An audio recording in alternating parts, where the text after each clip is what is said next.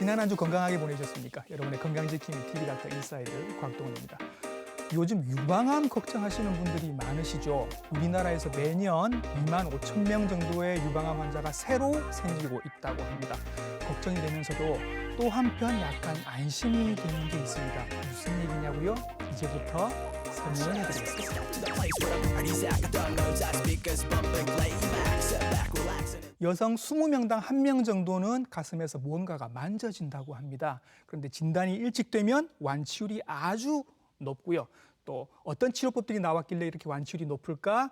여러분들의 사소한 궁금증들이 뭐가 있는지 오늘 하나하나 풀어보도록 하겠습니다. 친절한 오늘의 닥터 이분이십니다.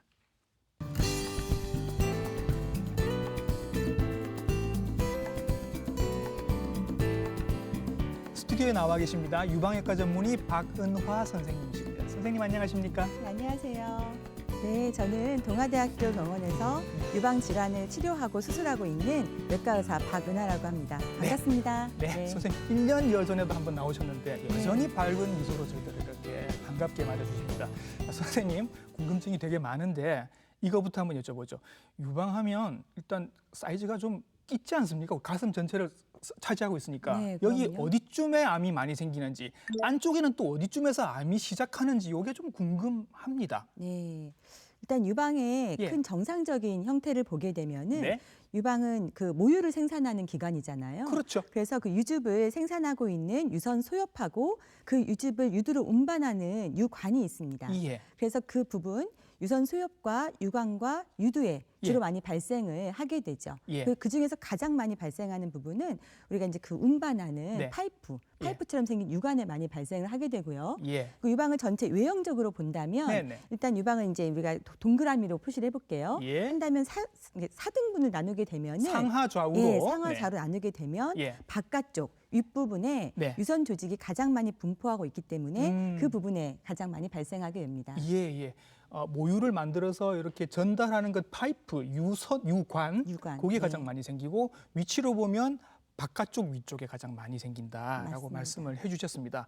20명당 1명 정도로 그 뭔가 만져지는 분들이 많다고 치면 이분들 중에는 뭐 나 걱정하고 병원 가봤는데 덩어리 괜찮대, 별거 아니대라는 분도 있고 유방암이라는 분도 있단 말입니다. 어떤 차이가 있는 거죠? 여성이라면 누구나 유방암에 대한 두려움이 많이 있지 않습니까? 그렇죠. 하지만 대부분 만져지는 혹들이 네. 암은 아니니까 너무 처음부터 걱정하진 않으셔도 됩니다. 네. 만져지시는 분들 90% 정도는 네. 대부분 양성 질환입니다. 아, 다행입니다. 그중에 가장 예. 흔한 게 이제 유방 낭종이라고 무록이라고 보통 부르죠. 예. 그래서 섬유 낭종, 뭐 섬유 낭병 이렇게 표현을 하기도 하는데 네. 그런 혹들은 암으로 변할 위험성이 전혀 없기 때문에 네. 그건 걱정 안 하셔도 되고요. 예. 하지만 너무 단단하게 만져지는 혹이라든지 네. 아니면 유두에서 뭐가 분비물이 나온다든지 피 같은 게 나오는 경우 있거든요. 예, 예. 피부 변화를 일으키는 그런 혹들이 있는 예. 한 10%의 환자분들 네. 그런 분들은 유방암의 가능성이 있기 때문에 예. 좀 더 면밀한 진찰을 받아보시는 게 필요합니다. 자, 유관, 그러니까 모유가 만들어져서 연결이 되는 쭉 이동하는 그 유관에 많이 생긴다고 하셨는데 여기 어떻게 생겼는지 자세하게 좀 설명을 부탁드리겠습니다.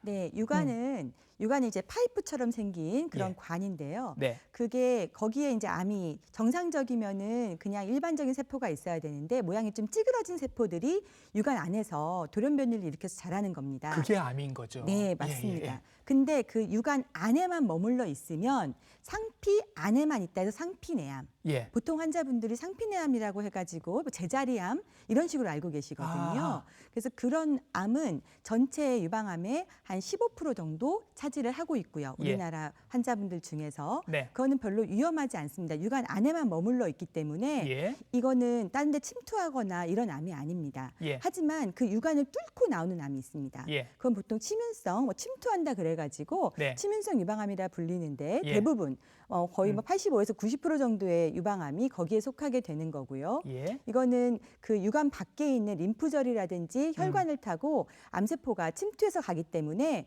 다른데 뼈라든지 간이라든지 폐에 전신 전이를 일으킬 수 있기 때문에 예. 조금 더 강한 치료가 필요하다고 할 수 있겠습니다. 선생님, 저는 74세 여성인데 제자리암으로 진단을 받았어요.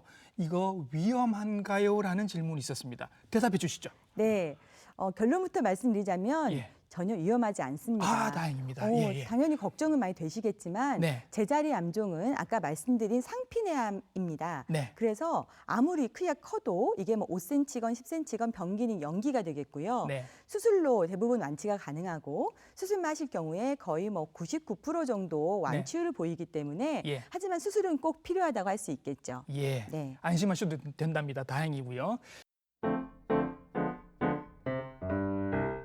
암이 왜 누구는 그냥 안심해도 되는 혹이고 왜 누구는 암이 되느냐. 즉 암의 원인이 뭐냐 하는 게 또 궁금해집니다. 어떤 분들한테 암이 더 잘 생기는 건가요? 자, 암이 생기는 원인은 여러 가지가 있겠죠. 유전적인 요인도 있고 생활 네. 습관의 문제도 있겠지만 예. 오늘 이 시간은 제가 두 가지 말씀을 좀 드리고 싶어요. 예. 하나는 유전적인 또 가족력에 있는 분들, 예. 이런 분들이 자기의 자매라든지 뭐 이모라든지 고모 또 뭐 어머니라든지 유방암이 있는 분들은 유방암이 생길 위험성이 3배에서 5배 가량 높아지기 때문에 예. 친척분들 중에 유방암이 있으신 분들은 적극적인 검진을 받아야 됩니다. 네. 이게 꼭 유전적인 요인이라기보다는 같은 생활 습관하고 식습관을 공유하고 있기 때문에 예. 보통 많이 생긴다고 할 수가 있겠습니다. 예. 그리고 두 번째는 그 여성 호르몬의 영향을 많이 받거든요. 예. 당연히 유방암은 여성에 많이 생기는 암이죠. 그래서 여성 호르몬인 에스트로겐에 노출이 많을수록 유방암에 걸릴 위험이 많은데요. 예. 그래서 요즘 마치 이제 출산을 많이 하지 않는 네. 그런 경우에는 조금 더 발생이 많이 하고요. 초경이 빠르거나 폐경이 늦거나 첫 출산 연령이 너무 나이가 많다거나 예. 할 경우에 조금 더 좀 유방암이 생길 위험성이 많습니다. 예. 그리고 모유수를 하지 않는 경우라든지 네. 약간 비만한 경우 예. 그리고 알코올 섭취량이 많은 경우 이런 예. 경우가 유방암의 위험성을 좀 높인다고 볼 수 있겠습니다. 요즘 유방암 환자들이 많아지는 이유가 이런 것 때문인 것 같습니다. 그죠? 맞습니다. 예. 굉장히 가파르게 늘어서요. 예. 지금 한 20년 사이에 4배가량 늘었습니다. 우리나라 유방암 환자가요. 네. 네, 서구화된 식습관 그리고 생활 습관의 변화라든지 이런 네. 것들이 유방암의 발생률을 높인 걸로 지금 예. 추정하고 있습니다. 대부분 유방암 환자들이 무언가가 만져져서 내가 병원에 왔다라고 말씀을 하시는데 그런 거 말고 다른 증상들도 혹시 있나요? 다른 증상은 뚜렷한 건 없습니다. 예. 유방암의 증상 중에 아까 말씀 잠깐 드렸는데 딱딱한 멍울이라든지 예. 유두 분비물이라든지 피부 변화 이런 건 있지만 너무 작은 암 같은 경우에는 만져지지 않고 자기도 모르거든요. 네. 살이 빠진다거나 그러지 않습니다. 예. 그래서 정확한 정기 검진이 가장 중요하다고 할 수 있겠습니다. 예. 보통 나라에서 2년에 한 번씩 정기 검진 하잖아요. 네. 그것도 중요하지만 본인이 혹이 있거나 가족력이 있거나 뭔가 위험성이 있으면 한 1년에 한 번 정도는 그 유방외과 전문의를 찾아가서 예. 유방 검사를 받아보시는 것을 추천하고 있습니다.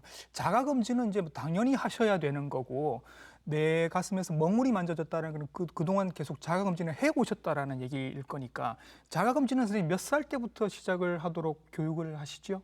자가검진은 모든 여성한테 꼭 중요한 한 예. 달에 한 번 예. 지켜야 되는 소중한 약속인데요. 네. 기본적으로는 30살, 30살 예. 이상이 되면은 꼭 하라고 말씀을 드리고 있습니다. 예. 한 달에 한 번, 보통 폐경 전의 여성들은 네. 생리가 끝나고 나서 예. 3일에서 5일 정도 지나면은 가장 유방이 부드러워지거든요. 예. 그때 하시는 게 가장 좋고 네. 폐경 후에 여성분들은 날짜를 딱 정하는 겁니다. 1일이면 1일, 뭐 15일이면 15일 해가지고 날짜를 정해서 하는데요. 예. 보통은 거울만 있으면 누구나 할 수 있습니다. 네. 보통은 이제 욕실에서 하라고 제가 말씀을 드리거든요. 샤워하면서 거울을 일단 보고 형태를 이제 살펴본 다음에 예. 그리고 비눗물을 좀 묻혀서 이렇게 만져보시는 것이 훨씬 더 잘 네. 만져지는데요. 예. 보통 자가검진 하라고 하면 환자분들이 이런 식으로 이제 만져보시거든요. 예. 그럼 다 멍울처럼 만져집니다. 예. 그러지 마시고 손가락 3개를 기억하시고요. 네. 2, 3, 4번 예. 가지고 넓게 펴서 문지르듯이 만져주시면은 네. 뭔가 딱딱하거나 공처럼 탁구공처럼 만져진다든지 예. 그런 게 만져질 수 있거든요. 예. 그렇게 해서 양쪽을 고루고루 빠지지 않게 촉진해 주시는 게 중요합니다. 예. 그리고 마지막에는 유두를 살짝 눌러서 혹시 분비물이 나오지 않는지 관찰을 해주시는 게 좋습니다. 예, 예. 내가 뭐가 만져져요 하고 병원에 가시면 보통은 초음파부터 시작을 하시는 것 같더라고요. 이게 가장 기본인 모양입니다. 네, 초음파 검사는 예. 아주 기본적인 검사인데요. 초음파는 아프지 않고요, 일단. 예. 접근이 좀 편하고 네. 진료실에서도 손쉽게 할 수 있기 때문에 유방암 환자한테 많이 쓰고 있고 네. 그리고 우리나라 여성분들은 대부분 아마 들어보셨을 거예요. 저는 치밀 유방이래요. 예, 예. 그래서 왜 치밀 유방이라서 그게 병은 아니지만 예. 동양인 여성분들은 대부분 유방이 조직이 굉장히 밀도가 높습니다. 예. 조밀하게. 예, 예. 지방이 별로 없고 유선 조직이 많거든요. 예. 그런 분들을 볼 때 효과적인 검사가 예. 초음파 검사라고 할 수 있겠습니다. 그래서 네. 많이 널리 일차적인 진료로 사용되고 있죠. 예. 초음파 검사 많이 하시고 또 이제 많이 하시는 게 유방 촬영, 엑스레이로 찍는 거 이렇게 아래 위로 이렇게 누르는 거. 여기 뭐 저는 받아본 적이 없으니까 아프다고 하시던데 많이 아픈가요, 선생님? 네, 아주 아픕니다. 예. 저도 이제 매년 검사를 저도 받고 있거든요. 굉장히 아파요. 예. 유방을 꽉 짜부라뜨려 갖고 눌러서 찍기 때문에 네. 아픈데 예. 하지만 잘 많이 눌러야지만 예. 방사선 조사량 걱정 많이 하시잖아요. 예, 예. 그게 조금 더 줄어들 수 있고요. 음. 그리고 작은 혹도 잘 보일 수가 있습니다. 네. 그리고 유방 촬영술은 다들 아파서 좀 꺼려 하시는데 굉장히 중요한 검사입니다. 예. 왜냐하면은 상피내암이라든지 초기 유방암 때 나타나는 증상 중에 하나가 미세석회라는 게 있어요. 예. 석회는 초음파에선 보이지 않습니다. 유방 촬영에서만 좀 예. 보이는 특징적인 소견이기 때문에 그걸 빼놓고 한다면은 네. 암을 놓칠 수가 있거든요. 예, 예. 그래서 좀 아프시더라도 예. 초음파와 항상 같이 병행하시는 게 정말 중요합니다. 그 말씀을 꼭 드리고 싶어요. 꼭 필요한 검사니까 약간 아프시더라도 요거는 뭐 자주 하는 검사는 아니니까요. 자주는 아니고요. 예, 한 예. 1년에서 2년에 한 번 하시면 되거든요. 네. 꼭 받으셔야 되겠습니다. 꼭 하셔야 됩니다. 예, 예. 그리고요, 선생님, 이게 검사인지 치료인지 잘 모르는 게 있는데 맘모톰이라는 게 있습니다. 이게 칼이라는데 이게 선생님 검사인가요, 치료인가요? 두 가지 다 가능하기는 합니다. 맘모톰은 조금 굵은 바늘, 저희 주사 바늘 있잖아요. 그보다 네. 조금 더 굵습니다. 저희 볼펜 정도 되는 굵기거든요. 네. 그런 굵기의 바늘이 유방에 들어가서 양성 혹을 제거하거나 예. 조직 검사를 하거나 하는 그런 도구라고 보시면 됩니다. 예. 근데 이제 맘모톰은 일정 특정 회사인데 예. 거기가 워낙 유명하다 보니까 맘모톰이라고 보통 통상 부르긴 하는데요. 예. 요즘에는 뭐 백스코어, 앵코어 뭐 이런 다양한 예. 회사 제품들이 쓰이고 있습니다. 네. 그래서 양성 질환을 제거할 때는 굉장히 좋은 기구라고 생각을 합니다만 네. 혹시 이제 암을 치료한다. 예. 환자분들이 요즘에는 그렇게 작게 상처를 내 가지고 하는 맘모톰 치료가 있던데 예. 그걸로 암 수술이 안 되나요 하시는데요. 그거는 좀 안 됩니다. 예. 왜냐하면 암 수술은 암을 포함해서 넓게 떼야 되거든요. 아. 안전하게 안전 마진이라고 그래서 저희가 안전면을 확보를 해야 되는데 예. 맘모톰 수술은 아무래도 광범위 절제는 조금 어렵기 때문에 네. 유방암 수술에서는 사용될 수가 없습니다. 네. 맘모톰은 검사를 하는 기구지 이걸로 수술하는 기구는 아니다. 이렇게 암 수술이요. 그렇죠. 네. 이렇게 설명을 해주셨습니다.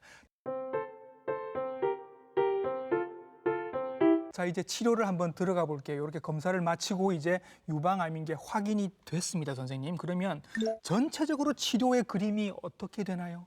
유방암 치료의 기본은 수술이라고 할 수가 있습니다. 예, 수술이 기본이군요. 네, 맞습니다. 근데 수술 전에 다른 장기로 유방암이 전이될 수도 있기 때문에 네. 그런 부분이 괜찮은지 뭐 안전한지 확인을 하는데요. 뼈라든지 간, 폐 이런 장기들이 안전한지 검사를 먼저 하고 수술을 진행하게 됩니다. 네. 이 수술을 하고 상처가 좀 아물 무렵이 되면은 저희가 항암 치료라든지 항호르몬 치료, 표적 예. 치료, 방사선 치료 네. 이런 4가지 치료를 환자분의 병기하고 생물학적 특성, 암의 어떤 특성에 따라서 치료를 조합해서 하게 됩니다. 예.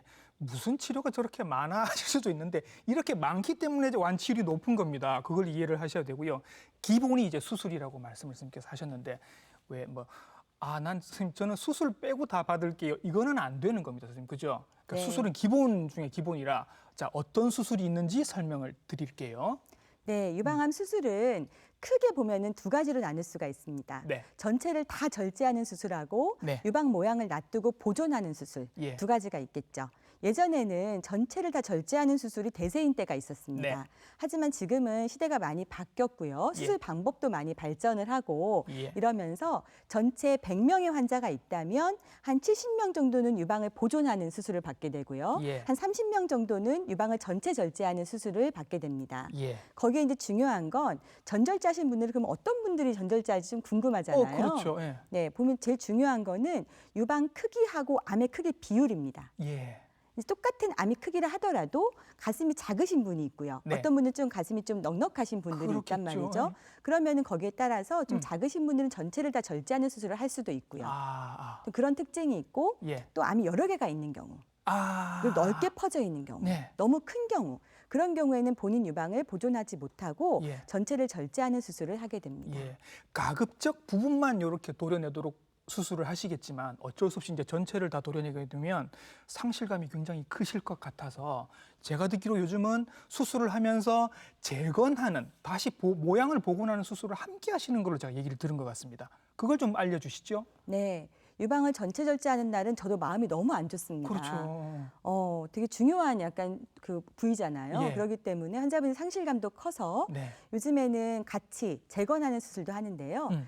재건 수술은 유방 모양을 수술 전의 모양과 유사하게 만들어주는 수술입니다. 예. 동시에 그 유방암 수술할 때 동시에 하는 게 있고 네. 또 수술하고 나서 한 몇 년 지나가지고 나중에 하는 지연 그 재건 수술이 있거든요. 예. 종류는 그렇게 나눠질 수 있고 또 어떤 부분을 가지고 재건을 하느냐 그거에 따라서 좀 그러네요. 달라지는 게 있는데요. 첫 번째는 자가 조직을 이용하는 방법입니다. 예. 수술한 쪽에 등살, 이 등살 있잖아요. 예, 예. 여기하고 피부를 이용해서 가슴을 만들어주는 게 있고 예. 또 우리 뱃살이 또 네. 좀 약간 있기 때문에 배에 있는 피하 조직이라든지 근육을 이용해서 만들어주는 그런 방법을 사용하기도 합니다. 예. 네, 하지만 또 요즘에는 워낙 보형물들이 잘 나와 있거든요. 그렇다더라고요. 예, 그래서 보형물은 장점이 음.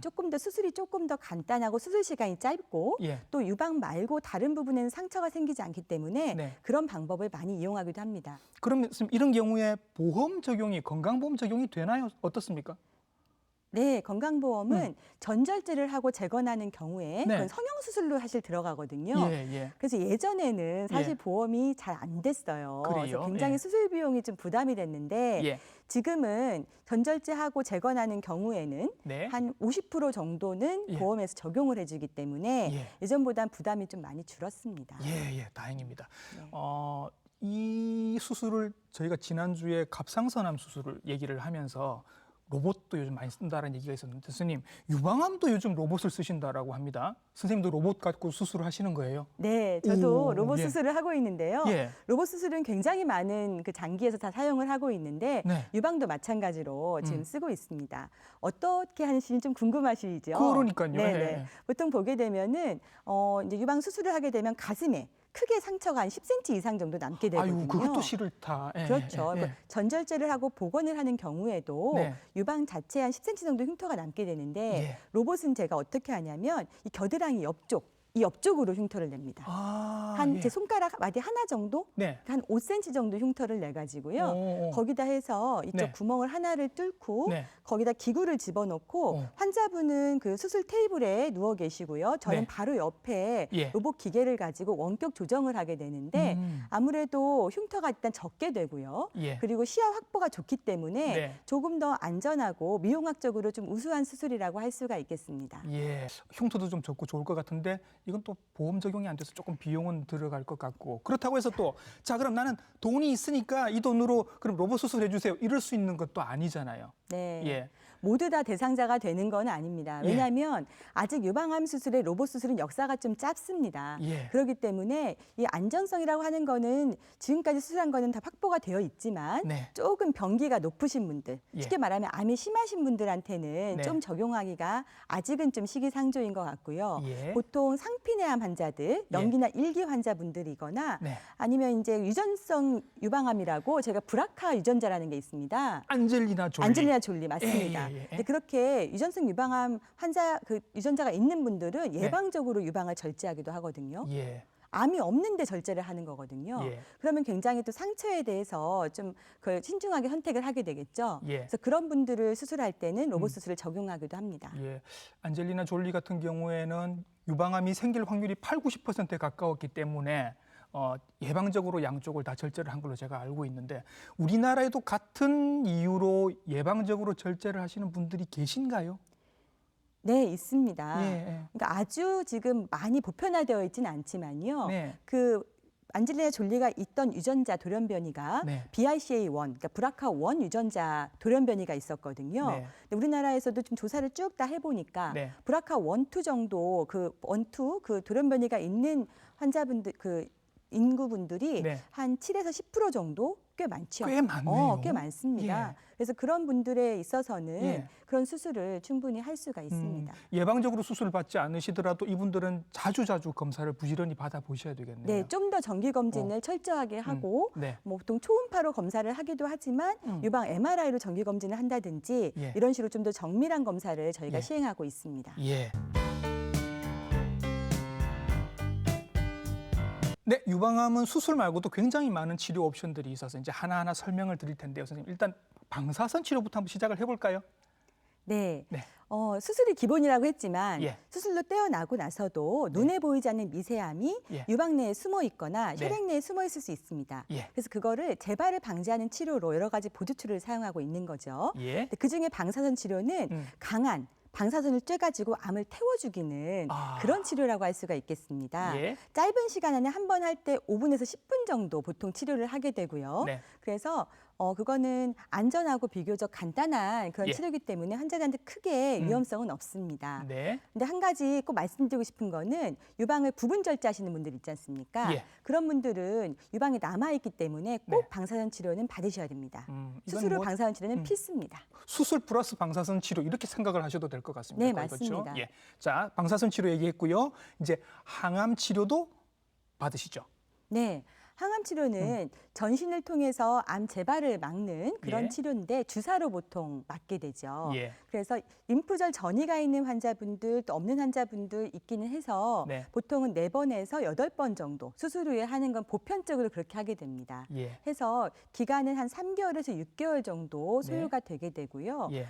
그게 암세포뿐만 아니라 정상적인 세포도 좀 공격을 하기 때문에 예. 좀 부작용에 대한 두려움들이 많이 있으세요. 머리 빠지고 하는 게 이 경우인가요? 네, 맞습니다. 네, 네, 머리도 예. 빠지고 속도 좀 안 좋으시고 예. 뭐 이렇게 소화도 잘 안 되시고 그런 것들이 있는데 예. 하지만 암의 재발을 막거나 예. 생존율을 높이는 가장 중요한 치료라고 할 수가 있거든요. 예. 그래서 저희가 의료진들이 옆에서 그런 부작용들을 많이 없고 힘들지 않게 도와드릴 테니까 네. 조금 믿고 안심하시고 치료 받으셔도 됩니다. 자, 또 치료 옵션이 있습니다.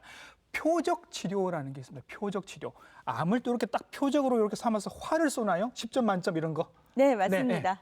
네, 보통 기존의 항암 치료는 암뿐만 아니라 정상적인도 아까 제가 공격한다고 말씀을 항암 치료가 드렸는데 그랬죠. 항암 치료가 네. 그렇죠. 근데 표적 치료는 그 암 중에서 암의 성장을 빨리빨리 하게 되는 그런 어떤 그걸 만들어내는 분자가 있거든요. 네. 그 인자가 있는데 거기만 타겟을 해가지고 예. 하기 때문에 저희가 표적 치료라는 이름을 붙였고요. 예. 보통 표적 치료는 3주에 한 번씩 주사를 맞게 되는데 예. 정맥 주사나 피하 네. 주사로 맞게 됩니다. 예. 그래서 한 1년 정도 하게 되는데 모든 네. 사람이 다 하는 건 아닙니다. 예. 그런 표적 인자가 있어야 되는데 그거는 이제 수술 끝나고 조직 검사에서 나오게 되거든요. 예. 그래서 그런 환자분들은 전체 환자의 한 20% 정도 네. 포함이 되고 음. 그 대상자가 되시면은 예. 표적 치료는 꼭 같이 해주시는 게 암의 치료율을 높일 수가 있습니다. 그 내가 받고 싶다고 해서 받는 게 아니라 조직 검사를 해서 이게 뭐 허투 양성이다. 맞습니다. 요게 나와야 네. 요 치료를 받으실 수 있는 거죠. 맞습니다. 그러니까 누구는 받고 누구는 안 받고 요게 이제 검사 결과에 따라서 결정이 되는 겁니다. 네. 예. 자, 치료가 또 하나 더 있습니다. 호르몬, 항호르몬 치료라고 하는데 호르몬을 선생님 뭘 어떻게 하는 건가요? 유방암은 아까도 말씀드렸듯이 여성 예. 호르몬을 굉장히 영향을 많이 받게 되죠. 그래서 여성 호르몬을 막아내는 게 예. 굉장히 중요하거든요. 아하. 근데 이것도 마찬가지로 모든 사람이 내가 약을 먹고 싶다고 먹는 게 아닙니다. 예. 유방암 중에서 한 60에서 70% 정도가 호르몬 영향을 많이 받는 암이라고 이렇게 특징이 지어져 있습니다. 예. 그것도 마찬가지로 조직 검사를 해서 거기에서 나옵니다. 그래서 그런 대상자가 될 경우에는 네. 먹는 약으로 예. 해가지고 한 5년에서 10년 정도 하루에 하나씩 약을 네. 복용을 하게 됩니다. 예. 그 호르몬 치료가 선생님 기간이 제일 길죠. 네, 이게 어느 정도 약을 보통 기본은 5년입니다. 예. 5년 동안 매일 약을 드시는 거는 예. 쉬운 일은 아닙니다. 그렇죠. 네, 하지만 다른 거 우리 영양제도 매일 먹잖아요. 그렇긴 합니다. 네, 그렇긴 보통은 합니다. 영양제 예. 드실 때 같이 드시라고 말을 예. 하거든요. 네.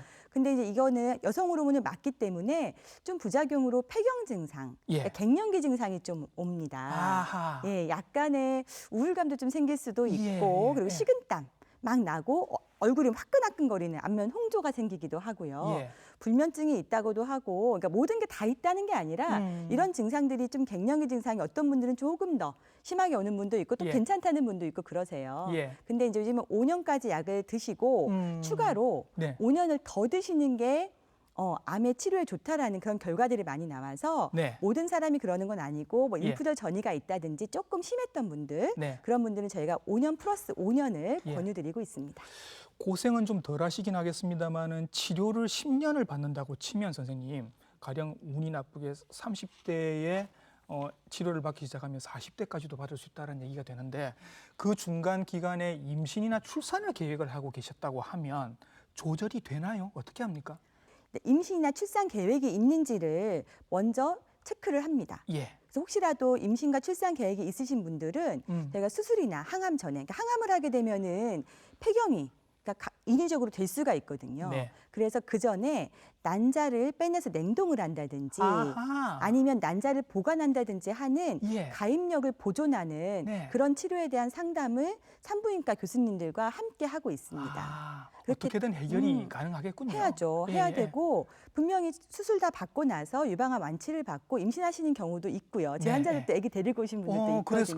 그래야죠. 예, 네. 예. 되고. 그래서 그런 고민이 있으시면은 예. 담당 주치생과 상의하시면은 어. 충분히 설명을 잘 해주실 겁니다. 혼자 끙끙 앓으실 게 아니라 이거 선생님하고 말씀 다 나눠보면 계획을 다 세워주시는군요. 다 길이 있습니다. 아, 알겠습니다. 네. 역시 믿음직한 박은하 선생님 믿고 한번 쭉 따라가 보겠습니다.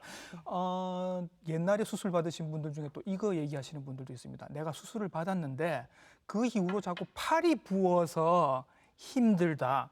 선생님, 팔이 왜 부어요? 유방암 수술을 받았는데.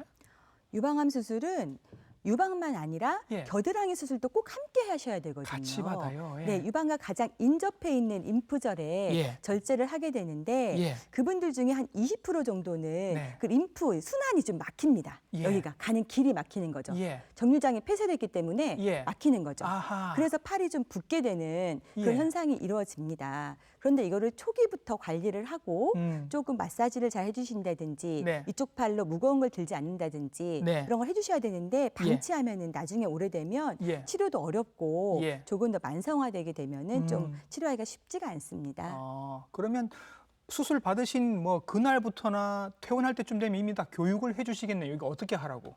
그럼요. 그렇죠. 예. 저희가 말씀을 드리는데 바로 보통 오지는 않고요. 예. 보통 수술하고 나서 한 2, 3년 있다가가 잘 옵니다. 네. 왜냐하면 초기에는 관리를 좀 잘하세요. 예. 수술한 쪽 팔로 무거운 거 들지 마셔라. 사우나도 가급적 피해야 되고요. 예. 상처 많이 나지 않게 하고 네. 피부는 항상 촉촉하게 예. 유지시켜 주시고 이런 거 해야 되고 주사라든지 혈압 측정이라든지 이런 거는 네. 이쪽 팔에 하지 마시고 수술한 쪽 팔에 하지 마시고 네, 반대팔에 해야 되는데 예. 처음엔 잘 지키시거든요. 나중에는 조금 잊어버리시기도 하고요. 근데 일상생활은 다 하셔도 돼요. 예. 팔 쓰지 말라고 하니까 또 뭐 네. 설거지도 어떻게 해야 되냐 막 이렇게 하시는데 네. 뭐 평소에 하시는 청소라든지 뭐 요리라든지 괜찮으신데 네. 너무 큰일 있지 않습니까? 예. 이사를 한다든지 뭐 김장을 한다든지 그런 것들은 좀 이제는 좀 내려놓으시고 다른 사람한테 좀 시키시면 될 것 같습니다. 알겠습니다. 네. 이렇게 여러 가지 치료를 받으시고 어떤 경우는 오래 치료를 받기도 하는데 선생님 이런 치료를 받고 난 다음에도 재발을 하는 경우도 있나요?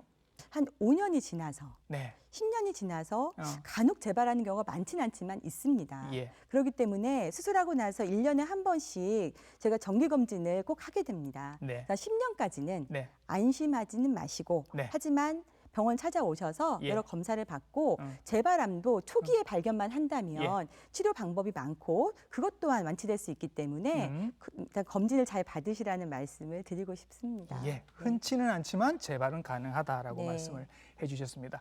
사소한 질문들도 선생님 이런 거 해볼게요. 다들 물어보셔서 이게 뭐 3개월, 6개월, 1년, 5년, 10년 이렇게 치료를 받으면 그동안 술 즐기시던 분들은 술 다 끊어야 되나요? 네.